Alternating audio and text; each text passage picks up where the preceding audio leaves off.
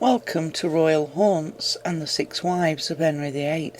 Henry's sixth and final queen had somewhat of a good pedigree at the side of her predecessor, being a descendant of Edward III. Her mother, Lady Maud, had been lady-in-waiting to Catherine of Aragon, and ironically that is who Henry's last wife was named after. Her exact date of birth is unknown, but thought to be around 1512. Catherine had a tendency to outlive the men she married, already having seen two off, and looking to marry a third time to Thomas Seymour, but then the king took an interest, and Thomas wisely backed off. Catherine married Henry on the 12th of July 1543 at Hampton Court. She was 31, with the king looking more than his 52 years. As Jane Seymour, Catherine elevated her family, and with suspicion that she was a supporter of Protestant reforms, as were the Seymours, Edward and Thomas, there was an attempt to get rid of her. Although Henry had taken the initial step to be rid of the Pope's authority and seizing Catholic property to fund his wars, Henry was a Catholic, and always would be, with the acts committed in his name haunting him all his life.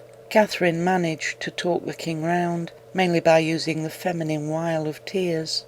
Catherine is seen as the one who brought the very dysfunctional Tudor family back together. She oversaw Edward's education, with some of his tutors having strong leanings toward the Protestant faith. Mary and Elizabeth were also welcomed back into the fold, and though Mary always suspected that Henry VIII was not Elizabeth's father, she settled in well with her new family, having acted as regent while Henry was away on his last campaign against the French. On his death, Catherine expected to act as regent while her stepson, Edward VI, came of age. But this was a man's world, and Edward Seymour had been waiting in the wings long enough. Henry had appointed a council to take care of business rather than naming a single Lord Protector, and as the young king's uncle, Edward Seymour soon took control. Catherine decided to get on with her life, and this time was going to marry for love. With her position as Dowager Queen, she should have sought the permission of Parliament to remarry, but instead married Thomas Seymour in secret. When the news finally spread, it caused a stir at the king only having expired the month before.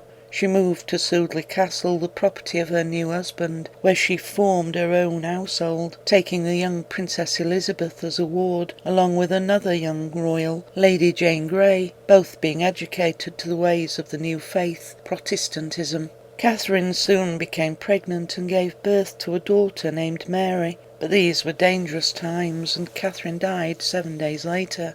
Sudeley Castle in Gloucestershire holds a wealth of history, as well as seeing a number of royal visitors, and of course it's also haunted. A former housekeeper from Victorian times named Janet is still said to continue to do her duty in death, and the spirit of a female in green dress is thought to be that of Catherine Parr. She seems to be searching for something, maybe her baby daughter, who isn't thought to have survived much beyond 2 years of age. Catherine was interred at Sudeley Castle Chapel, where her monument has since been restored. Then there is Snape Hall, now named Snape Castle, where a young girl in blue dress of the Tudor style is also said to be Catherine, presumably from a more happy period in her life, this being where she lived with her second husband, John Neville, his death leaving her a very rich woman and easy prey for the likes of Thomas Seymour. And those are the 6 wives of Henry VIII.